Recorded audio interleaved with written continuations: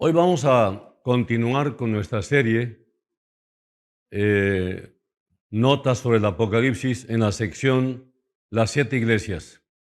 Hoy vamos a estudiar la quinta iglesia, que es la iglesia de Sardis. Es la iglesia de los zombies, como lo dijo Ray Stedman. En una ocasión, hace algunos años, dijo él, yo estaba en la ciudad de Adelaide, en Australia, y descubrí que tenía programado predicar en cierta iglesia el domingo por la noche. Nunca había estado allí antes y no tenía idea de cómo sería el servicio, pero puedo decir que fue tan terrible que nunca lo olvidé. Era un edificio de iglesia anticuado, con una aguja u obelisco o monumento que llegaba hasta el cielo y un gran órgano de tubos en el auditorio. Aunque tenía capacidad para unas 800 personas, solo había unas 35 presentes.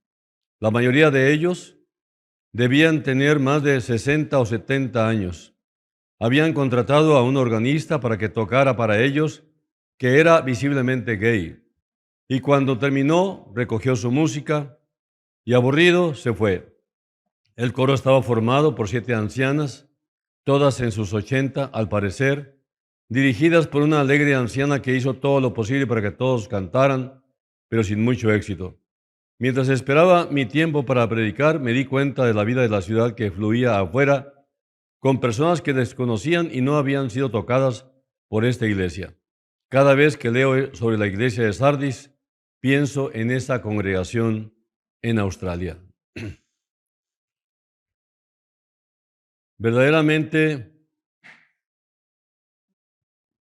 el título que le estamos poniendo aquí es el título que Ray Stedman le puso a uno de sus mensajes. Y le puso la iglesia de Sardis, la iglesia de los zombies. Un zombie que es, bueno, últimamente Hollywood está metidísimo con este tipo de películas, con este término, zombie. Y un zombie se refiere, en términos generales, a un ente que de una u otra manera puede resucitar o volver a la vida. El concepto de zombie encuentra sus orígenes en una figura legendaria propia del culto vudú haitiano. Se trata de un muerto resucitado por medios mágicos por un hechicero para convertirlo en su esclavo. Tú puedes decir qué crueldad apodarla de esta manera a esta iglesia de Sardis, pero realmente esta iglesia caracterizaba la frialdad de una congregación que, aunque prosperaban económicamente, no prosperaban espiritualmente. Al mismo tiempo que Jesús habló estas palabras a Juan, porque dice, escribe al ángel de la iglesia en Sardis. Esta antigua ciudad, Sardis, ya había visto sus mejores días y ya comenzaba a declinar, pero aún era una ciudad rica, debido a que estaba situada en la intersección de varios caminos y rutas comerciales importantes. La conexión entre Sardis y el dinero fácil, era bien conocida en el mundo antiguo. Es de interés hacer notar que la primera moneda acuñada en Asia Menor fue acuñada en Sardis en los días de Creso. Estas monedas, creadas de una forma burda, fueron al inicio el inicio del dinero en el sentido moderno del término. Sardis era el lugar donde nacía el dinero moderno. Sardis también era una ciudad bien conocida por su facilidad de vida y lujos. Tenía una reputación bien merecida por su apatía e inmoralidad. En Sardis había un magnífico templo dedicado a Cibeles, la diosa madre. De las ruinas de este templo podemos ver que sus columnas principales eran de 60 pies de altura y más de 6 pies de diámetro. Esta diosa madre era honrada, adorada, con todo tipo de inmoralidad e impureza sexual.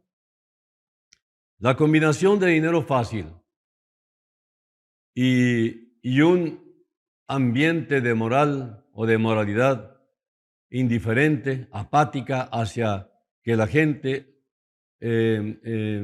no prestara atención a todo lo que se pretendía hacer desde el punto de vista espiritual. Esta iglesia, Sardis, realmente amaba el placer sobre todas las cosas y fueran en gran medida indulgentes con las medidas pertinentes que se debieron haber hecho para poder lograr controlar aquella inmoralidad. La gran característica de Sardis era que incluso en labios paganos, Sardis era un nombre de desprecio. Su gente era notoriamente holgazana, amante del placer y de los lujos. Sardis era una ciudad en decadencia. Esta indulgencia, esta tolerancia, esta falta de disciplina y dedicación fue la perdición de esta iglesia que estaba en el pueblo de Sardis en diferentes ocasiones. El historiador griego Heródoto cuenta la historia de la caída de Sardis en los días de Ciro. El rey Ciro había llegado a Sardis y halló que la posición de la ciudad era ideal para la defensa. Al parecer, no había manera de escalar el escarpado precipicio que amurallaba la ciudad. Él recompensaría a cualquier soldado de su ejército que pudiera encontrar una forma de subir a la ciudad. Un soldado estudió el problema cuidadosamente y mientras observaba, vio como a un soldado que defendía a Sardis se le cayó su yelmo, o sea, su casco, por las paredes de las murallas escarpadas. Él observó al soldado que descendía por un pasaje secreto para recuperar su yelmo. Marcó el lugar del camino y condujo a un grupo de soldados hacia arriba en esa noche. Y cuando escalaron, ellos llegaron a encontrar que fácilmente se escalaron los precipicios y llegaron a la ciudad. No sintieron que debían ser diligentes. Sardis estaba dormida prácticamente, los encontraron muy confiados, indefensos y perdieron. Los soldados de Sardis estaban tan confiados en las defensas naturales de su ciudad que no pensaron en tener una guardia diligente. Así que la ciudad fue fácilmente conquistada. Curiosamente, lo mismo sucedió casi 200 años después, cuando Antíoco atacó y conquistó a la ciudad confiada que no preparaba vigías, que no tenía atalayas en las torres. Bueno, a pesar de que la situación de la ciudad la hacía ideal para la defensa, al estar en lo alto del valle de Hermo, rodeada por precipicios profundos, casi imposible de escalar, Sardis ya había caído 2 veces antes debido a la confianza excesiva y al fracaso de no poner guardia. En el año 549 a.C., el rey de Persia, Ciro, terminó con el gobierno de Creso al escalar los precipicios bajo el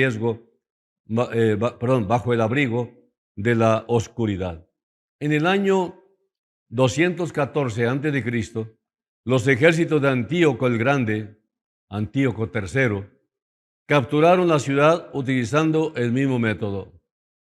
Bueno, hay muchos historiadores que dan su referencia acerca de esta ciudad que estaba de vecina junto con las otras 6.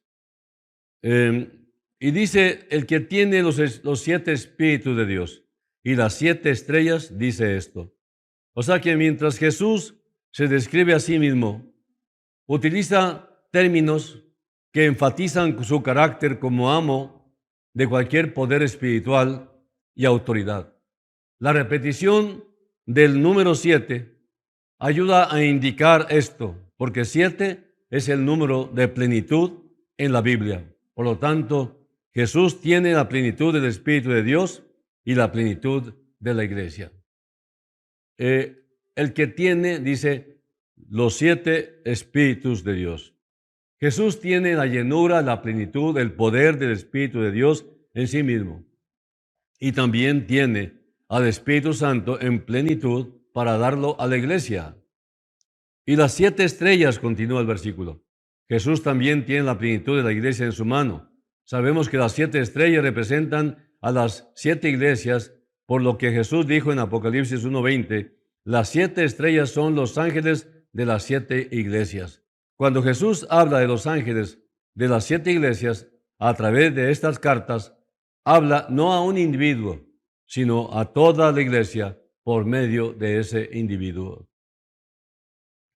Y continúa, yo conozco tus obras. Otra vez la expresión, yo conozco tus obras, que tienes nombre de que vives.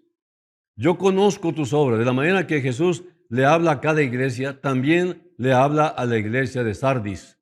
Lo que una iglesia es y lo que una iglesia hace nunca está oculto de los ojos de Jesús. Dice, que tienes nombre de que vives. Jesús sabía que la iglesia de Sardis tenía un nombre, esto es, una reputación de vitalidad. Y si mirabas tanto a la iglesia de Sardis como a la ciudad de Sardis, todo parecía que estaba vivo y que estaba bien. No debemos de tener la impresión de que Sardis era como un difunto, con el edificio destruido, los miembros dispersos y un pastor listo para renunciar. No, era una iglesia ocupada, con reuniones cada noche, los comités abundaban, todo estaba en movimiento, promoción y publicidad, con algo sucediendo en todo tiempo. Tenía una reputación de estar viva, bien despierta, siempre preocupada. De las notas de David Gosick. Aquí continúa y me llama la atención porque dice que tienes nombre de que vives y estás muerto. Muerto. O sea que a pesar de su reputación de estar vivos, Jesús los miró por lo que en realidad eran. Y la expresión y estás muerto muestra que una reputación no es garantía de un verdadero carácter espiritual. Es tan fuerte lo que haces que no oigo lo que dices. A pesar de su buena apariencia, Jesús los miró por lo que en realidad eran. Muerto indica que no hay lucha, no hay batalla, no hay persecución. No era que la iglesia de Sardis estuviera perdiendo la batalla. Un cuerpo muerto ya ha perdido la batalla y la pelea parece haber acabado. En esta carta, Jesús no anima a los cristianos en Sardis a que estén firmes en contra de la persecución o de la falsa doctrina.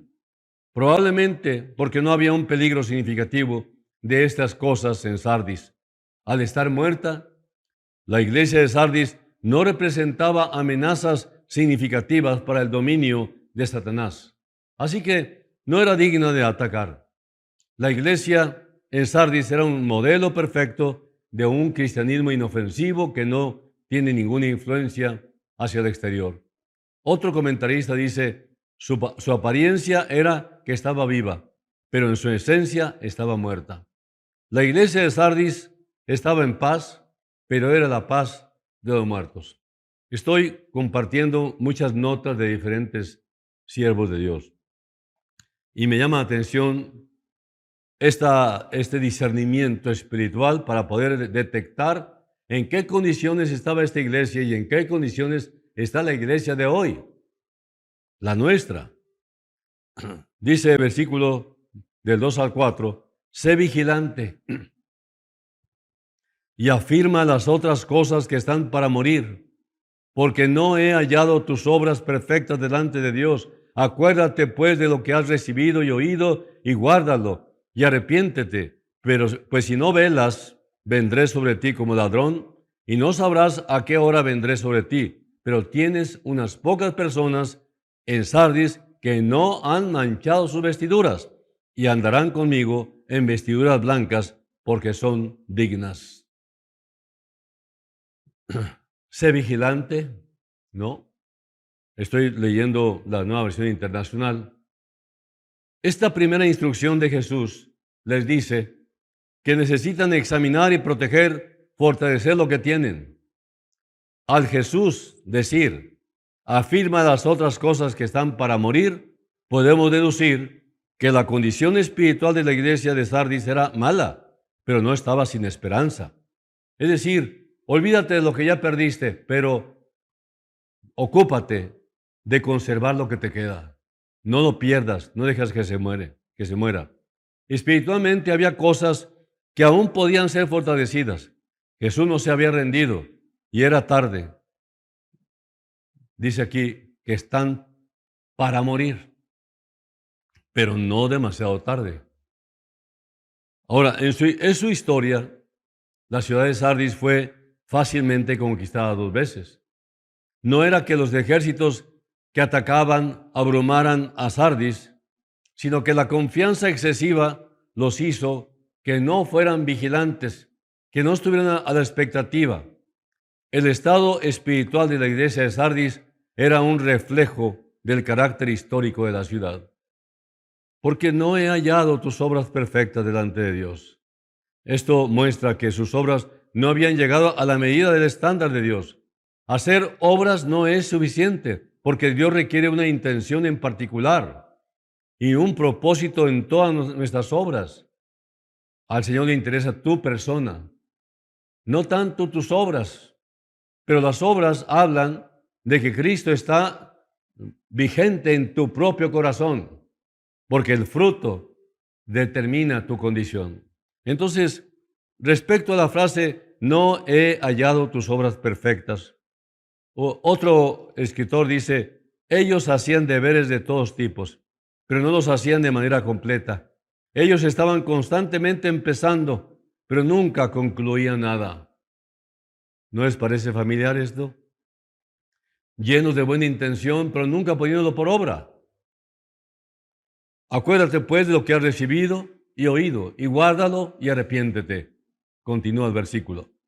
Lo que ellos deben de hacer es acordarse cómo han recibido y oído la palabra de Dios. Deben de guardar esas cosas y deben de arrepentirse y deben restaurar la autoridad del Evangelio y la doctrina apostólica sobre sus vidas.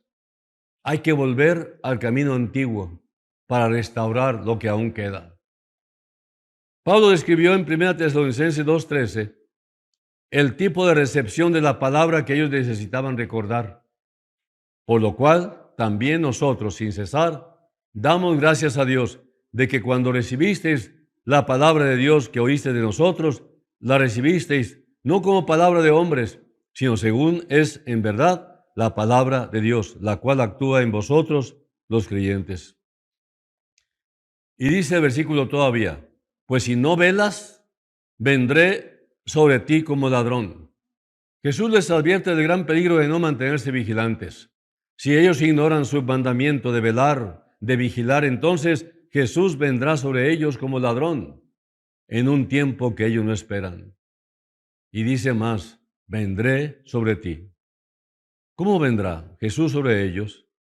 Él podría venir sobre ellos en el sentido de traer un juicio inmediato, o Él podría venir sobre ellos en el sentido de su venida por la iglesia en el rapto.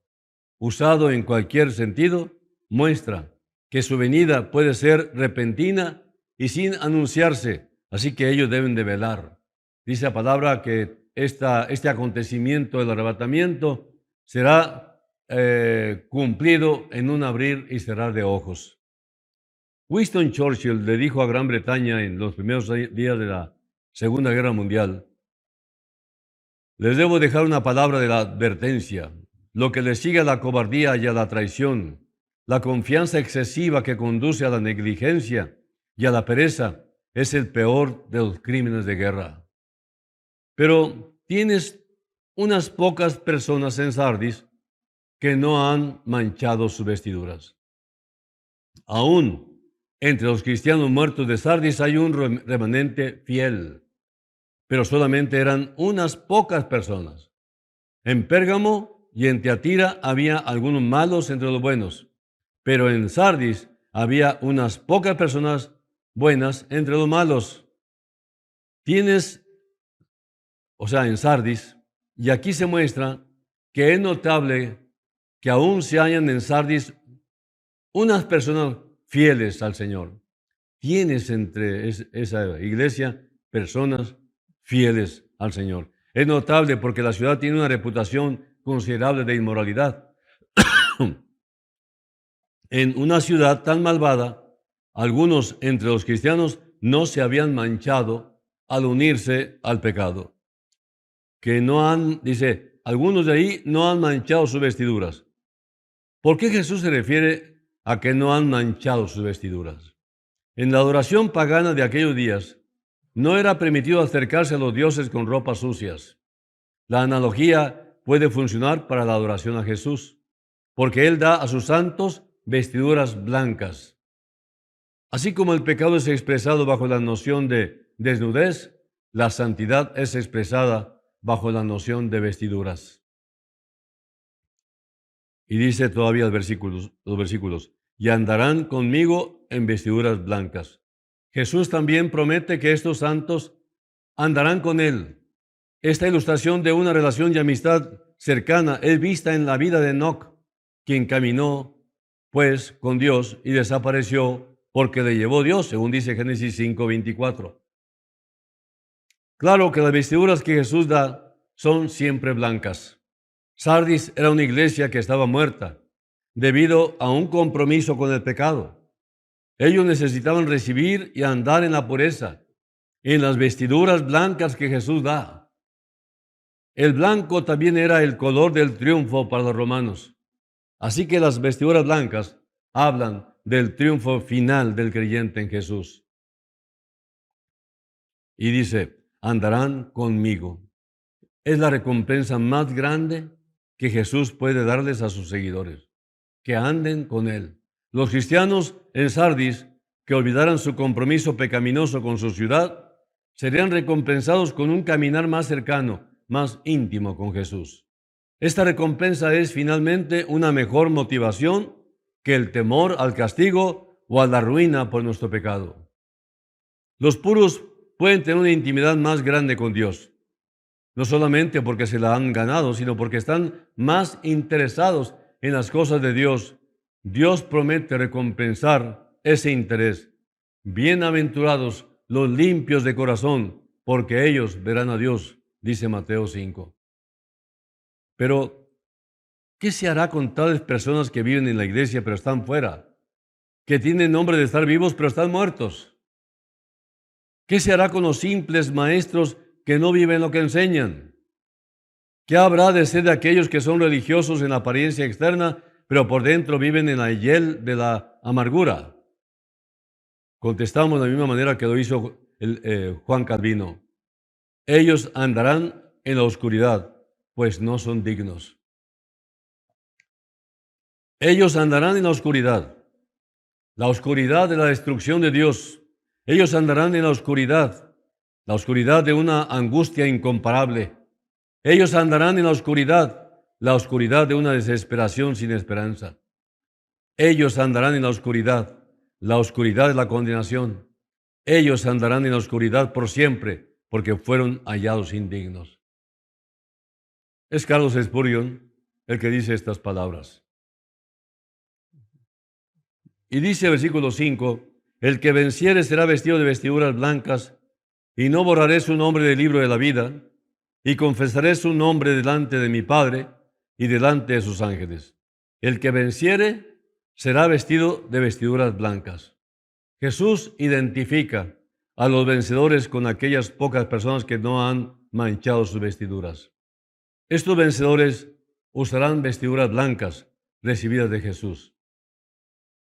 La diferencia entre la mayoría muerta con obras imperfectas, pero que tienen buena reputación, y las pocas personas que estaban agradando a Dios con pureza, es la cercanía con Jesús, que siempre está relacionada con la pureza. La muerte y la fachada espiritual de la mayoría de los cristianos en Sardis estaba relacionada con vidas impuras y con el compromiso con el pecado del mundo que los rodeaba. Es difícil decir si la muerte vino antes de la impureza o la impureza vino antes de la muerte espiritual, pero seguramente están relacionadas. Ahora, Jesús explicó la absoluta necesidad de ser vestidos por Dios con ropas de pureza y justicia en la parábola de la fiesta de bodas. La verdadera justicia es recibir la cubierta de Dios, en lugar de intentar cubrirnos a nosotros mismos, que es lo que se llama religión. Adán y Eva trataron de cubrir su propio pecado, pero Dios les proveyó una cubierta que vino del sacrificio. Lo que Adán y Eva hicieron fue iniciar lo que hoy se llama la religión de obras, tratando de justificarse a sí mismos, tapando sus injusticias por medio de la apariencia. Pero el Señor viene y les quita esas vestiduras falsas, sacrifica, derrama sangre y con las pieles de esos sacrificados animales les hace túnicas a ellos para cubrir su desnudez. Y luego dice el versículo, y no borraré su nombre del libro de la vida. Por esto los vencedores tienen asegurada su ciudadanía celestial. En el mundo antiguo, la muerte o la pena capital podían borrar el nombre de un antiguo ciudadano del libro de la ciudad, que era el registro de la ciudad. En el mundo antiguo, las ciudades guardaban un registro de sus ciudadanos y cuando un hombre moría, su nombre era quitado del registro. El Cristo resucitado está diciendo que si deseamos permanecer en el libro como ciudadanos de Dios, debemos de mantener la llama de nuestra fe viva. Borraré, dice, su nombre del libro de la vida. ¿Eso significa que alguien puede perder su salvación, acaso? ¿Significa que alguien es salvo un día, su nombre está en el libro de la vida, y que otro día, si cae su nombre, es borrado del libro de la vida? Necesitamos ver primero el contexto de Apocalipsis 3:5. El enfoque es la garantía. Así que no debemos de pensar que los nombres están siendo constantemente borrados y reescritos. El enfoque aquí no es que Jesús está sentado en el cielo con un borrador. Al mismo tiempo debemos de considerar lo que dice la palabra sobre el libro de la vida. Si realmente tú eres salvo, si realmente tú recibiste a Cristo como tu Salvador por la fe, no por obras para que nadie se gloríe, entonces tienes vida eterna.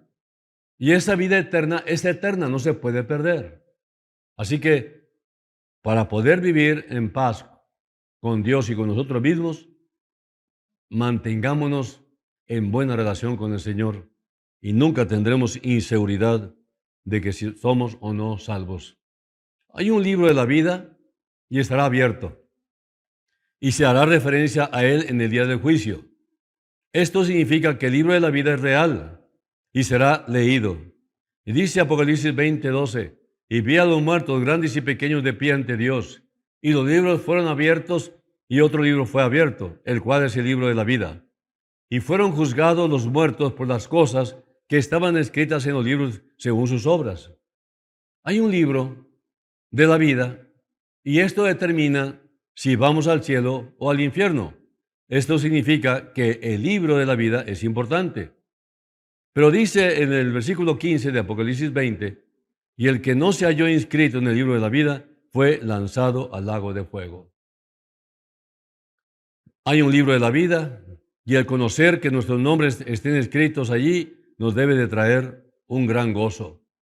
Dice el Señor Jesucristo allá en Lucas 10, pero no os regocijéis de que los espíritus se os sujetan, sino regocijaos de que vuestros nombres están escritos en los cielos. Hay un libro de la vida y hay 5 referencias diferentes acerca de que la gente es borrada del libro de la vida. Eso significa que la idea de ser borrado del libro de la vida debe ser tomada en serio. Quizás sea simplemente un símbolo y ese nombre de la persona nunca estuvo allí para empezar. Aun cuando ese fuera el caso, el Señor quiere que lo tomemos con seriedad, porque hay algunos que por mera apariencia humana son salvos, pero no estarán en el cielo. Una cosa es lo que profeses con tus labios y otra cosa es lo que sale de tu corazón. Moisés le dijo a Jehová que perdones ahora su pecado y si no, ráeme ahora de tu libro que has escrito. Y Jehová respondió a Moisés, al que pecare contra mí, a este raeré, borraré yo de mi libro. Éxodo 32. Sean raídos del libro de los vivientes y no sean escritos entre los justos, dice el Salmo 69. El Apocalipsis 3:5 dice, el que venciere será vestido de vestiduras blancas y no borraré su nombre del libro de la vida y confesaré su nombre delante de mi Padre y delante de sus ángeles. Y Apocalipsis 22:19 dice, y si alguno quitare de las palabras del libro de esta profecía, Dios quitará su parte del libro de la vida y de la santa ciudad y de las cosas que están escritas en este libro. Un buen ejemplo de que debemos de tomar esta advertencia seriamente es la vida de un hombre llamado Charles Templeton. Hace una generación él estaba bien envuelto en los fundamentos de Jóvenes para Cristo e impactó a la nación para Jesús. El mismo Chuck Smith se había referido a él como un ministro tan dinámico y poderoso que iría a cualquier lugar para escucharlo. Muchas personas recibían a Jesús en sus reuniones y estuvo asociado con Billy Graham durante los primeros años de su ministerio, pero recientemente escribió un libro en el que renuncia totalmente a su creencia en Cristo Jesús. Renuncia aún a su creencia en Dios y dice que es un ateo. ¿Qué pasó? Charles Templeton renuncia a sus primeras confesiones de fe y a través de su libro quiere rescatar a las personas que una vez trajo a Jesús. Obviamente, este hombre, en su estado apóstata actual, no va a ir al cielo, por supuesto. Puedes debatir todo el día acerca de si él nunca fue salvo o si perdió su salvación, pero al final del debate hay dos conclusiones. La primera, en un tiempo, según las apariencias humanas, él fue salvo, entre comillas. La segunda, él no tomó en serio, nunca tomó en serio las advertencias de la Biblia de permanecer caminando, permanecer confiando y perseverar en la fe. Nunca perdió la salvación porque nunca la tuvo. No se puede perder lo que no tienes. En las genealogías de la Biblia hay dos libros mencionados: el libro de la genealogía de Adán y el libro de la genealogía de Jesucristo. El nacer de Adán no garantiza que nuestros nombres estén escritos en el libro de la vida, pero el nacer de nuevo, nacer de Cristo Jesús, nos da esa seguridad. Y dice, confesaré su nombre delante de mi Padre. Esta es una sorprendente promesa. Tiene sentido que nosotros estemos dispuestos a confesar el nombre de Jesús, pero es sorprendente que Él no se avergüence de confesarnos. Es importante para nosotros aceptar a Jesús, pero es mucho más importante saber que Jesús nos acepta. Nos conviene permanecer unidos a Él. Y por último, en el versículo 6 dice, el que tiene oído, oiga lo que el Espíritu dice a las iglesias. Oiga, todos nosotros debemos de escuchar lo que el Espíritu Santo le dice a la iglesia de Sardis. Es fácil desviarnos en un letargo apático hacia la muerte espiritual, especialmente cuando tenemos una buena reputación. Pero siempre hay esperanza para la iglesia muerta, porque Jesús es experto en levantar a los muertos. Lo que el Espíritu dice a las iglesias, dice más adelante el versículo, Sardis nos enseña que debemos de estar alertas con nuestro éxito. La ciudad era rica y sabía cómo vivir cómodamente, pero esto los volvió indiferentes y corruptos. Sardis también nos enseña que debemos de estar velando nuestros puntos fuertes, cuidarlos, y a pesar de que Sardis era aparentemente inexpugnable, fue conquistada al fin. Donde decimos, nunca haré esto, es el lugar preciso en el que debemos de velar aún más. El mariscal británico de campo, Montgomery, solía decir, un hombre puede hacer que yo pierda la batalla. Un cristiano corrupto o desobediente puede hacer que toda una iglesia pierda una batalla. Primero, pueden perder la batalla por su propia debilidad. Segundo, pueden perder la batalla porque llevan a otros al mismo pecado. Y finalmente, pueden perder la batalla porque albergan un espíritu de conformidad con el pecado en los otros miembros de la iglesia. Un hombre puede hacer que la batalla se pierda.